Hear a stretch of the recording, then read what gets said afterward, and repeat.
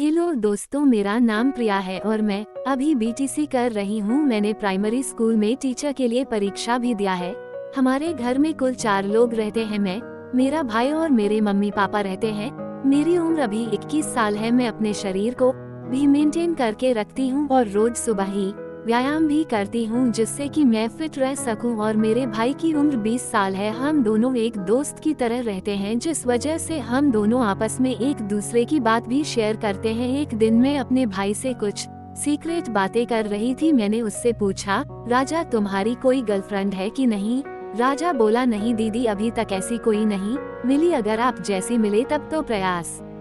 राजा को किसी काम से बाहर लेकर चली गई। मेरे भाई के मुंह से आप जैसी बात सुनकर मेरे तो होश उड़ गए थे।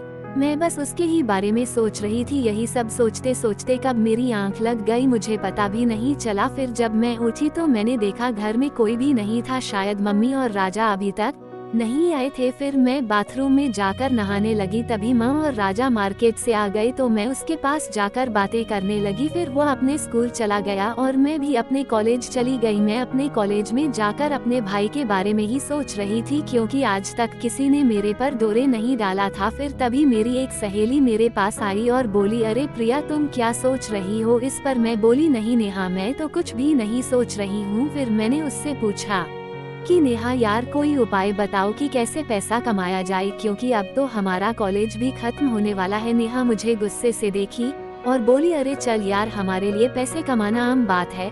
फिर हम दोनों अपने अपने घर की तरफ जाने लगे क्योंकि हमारा क्लास नहीं चल रहा था। मेरी सहेली अपने घर की तरफ जाने लगी, इधर मैं भी जा रही थी। तभी मैंने रास्ते में अपने भाई राजा को देखा। मुझे तो उसको देखकर मेरा होश उड़ गया। राजा अपने साथ 3 लड़कियों को लेकर घूम रहा था। मुझे उस पर काफी ज्यादा गुस्सा आ रहा था क्योंकि पापा इतना मेहनत करके पैसा लाते हैं और हमें पढ़ने के लिए देते हैं, लेकिन ये सारा पैसा बर्बाद कर रहा है। फिर मैं उसी गुस्से में घर चली आई और राजा के आने का इंतजार करने लगी। मैं मम्मी पापा को भी यह सब बातें बताना चाहती थी लेकिन मैंने नहीं बताया कि शायद उन्हें ठेस पहुंचेगी। फिर शाम के समय जब राजा घर आया तो मैं उसके कमरे में गई और देखा तो वह टीवी देख रहा था। मैंने उससे पूछा, राजा तुम मार्केट में लड़कियों के साथ क्यों घूम रहे थे? उनके साथ मत रहो वरना तुम्हें बर्बाद कर कर देंगी। उसने कहा, नहीं दीदी, मैं तो घूमूंगा, उनके साथ घूमने में काफी मजा आता है और मेरे लिए यही समय है। अब नहीं घूमूं तो कब घूमूं? वह मुझसे गुस्से में भी बोल रहा था। मैंने उसे बहुत बार समझाया कि तुम ऐसा मत करो लेकिन वह नहीं मान रहा था। मेरे बहुत कोशिशों के बाद वह बोला, ठीक है, उनके साथ नहीं घूमूंगा लेकिन मेरी भी एक शर्त है, अगर तुम पूरा करोगी तो मैं उनके साथ रहना भी छोड़ दूंगा। मैं बोली, हाँ बताओ क्या शर्त है तुम्हारी? तो राजा तुरंत बोला, जैसे लड़कियां मेरे साथ घूमती हैं अब से तुम मेरे साथ घूमोगा और मेरी जरूरतों को भी पूरा करोगी। मैंने उससे कहा, नहीं यह नहीं हो सकता, मैं भला क्यों तुम्हारे साथ घूमेगी? तो इस पर राहुल बोला, तो फिर ठीक है, मुझे मत समझाओ, मैं जो भी कर रहा हूँ तुम मुझे मत बोलो। फिर मैं बोली, चलो ठीक है, शाम को सोचकर बताती हूँ। इतना कहकर मैं उसके कमरे से अपने कमरे में चली गई और बैठकर सोचने लगी। अब मुझे पूरी तरह से समझ आ चुका था कि मेरा भाई मुझसे क्या चाहता है। मेरे भाई की कही हुई बातों को सोच सोच कर मेरे दिल की धड़कन बहुत ही ज्यादा बढ़ गई थी। मैं अब तक ये सब एक्सपेक्ट भी नहीं किया था कि मेरा भाई भी मेरे साथ ऐसा कुछ करने की सोच सकता है। मुझे तो लगा था कि बाहर का कोई लड़का ही मेरे साथ पहली बार कबड्डी का खेल खेलेंगे, लेकिन यह बातें सुनने के बाद मुझे लग गया था कि मेरा भाई ही मेरे जवानी का उद्घाटन करेगा और मेरी ताबड़तोड़ कबड्डी खेलने वाली ख्वाहिश को पूरा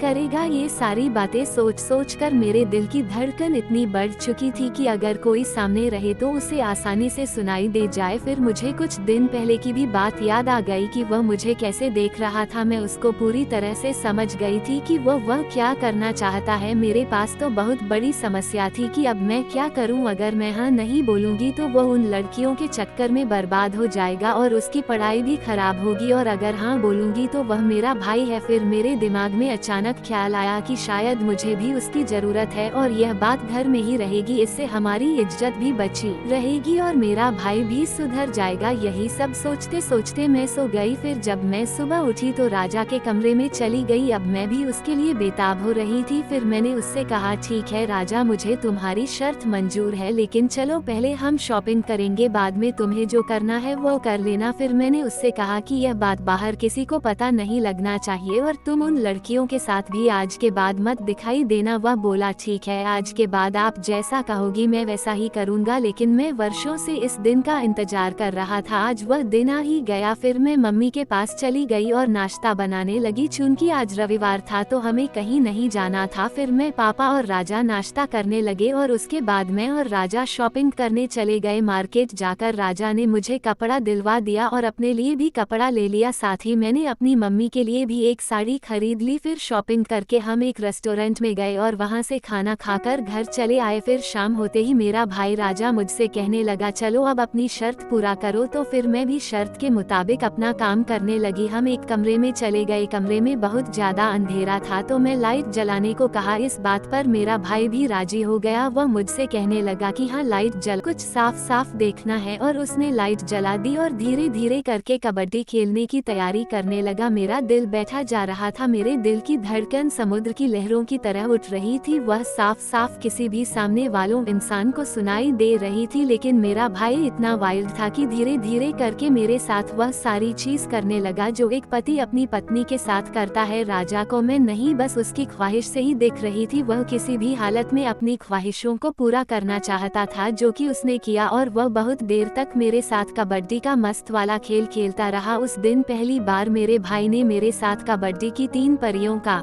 जबरदस्त ताबड़तोड़ खेल खेला था। उसके बाद जो होना था वह हो गया। मेरा भाई भी काफी खुश था और साथ साथ मुझे भी काफी खुशी मिली। अब मेरा भाई बहुत ज्यादा सुधर गया है। वो किसी के साथ घूमता भी नहीं है, सिर्फ पढ़ाई करता है और शाम को मेरे साथ कबड्डी की पारी खेलता है। इस तरह से हम लोग खुशी खुशी रहने लगे। मुझे भी मजबूरी में ये सब करना पड़ा था लेकिन इसमें मेरा कोई भी घाटा नहीं था क्योंकि मुझे भी मजा तो मिल ही रहा था। लगभग 4 महीने बाद मेरा स्कूल टीचर का ज्वाइनिंग लेटर आ गया और मैं वहां चली गई। अब हमारा परिवार भी अच्छे से चलने लगा था। तो दोस्तों ये कहानी कैसी लगी कमेंट करके जरूर बताएं। वीडियो अच्छी लगी तो लाइक करके चैनल को सब्सक्राइब करें। मिलते हैं अगली वीडियो में, तब तक के लिए love you and take care.